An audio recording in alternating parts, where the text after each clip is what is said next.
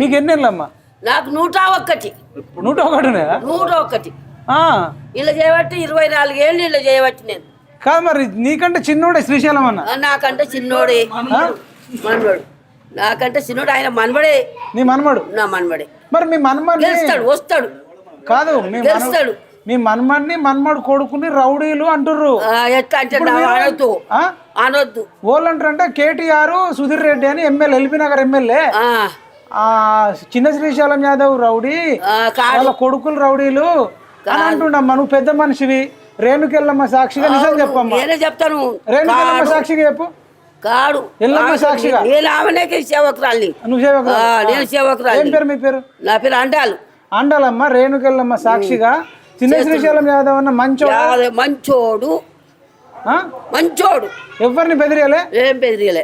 నేను చూడగానే బెదిరియలే. ఎవరిని కొట్టడం, ఎవరైనా చేసుకోవడం, ఓళ్ళు కొట్టలే, ఎవరు బెదిరియలే. ఇంతవరకు నేనైతే మీరు ఎల్లమ్మ సాక్షిగా చెప్తారు. అంతే అంతే. ఇప్పుడు ఈ గుడి కట్టించింది కూడా ఆయనే. పక్క ఈ స్థలం ఇచ్చింది కూడా ఆయననే. ఆయనే. ఖర్చు అంతా పెట్టుకున్నాడా? పెట్టుకుని మొన్న లగ్గం చేసింది. అమ్మవారి లగ్గం కూడా ఆయన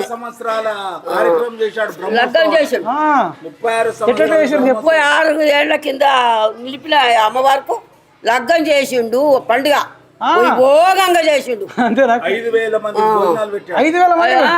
వైభోగంగా చేసిండు. ఎవరు అందమ్మని అంట అంట 5,000 మందికి భోజనం పెట్టిండు. లక్షలలో ఖర్చు అవుతుంది. ఆయన పెట్టిండు.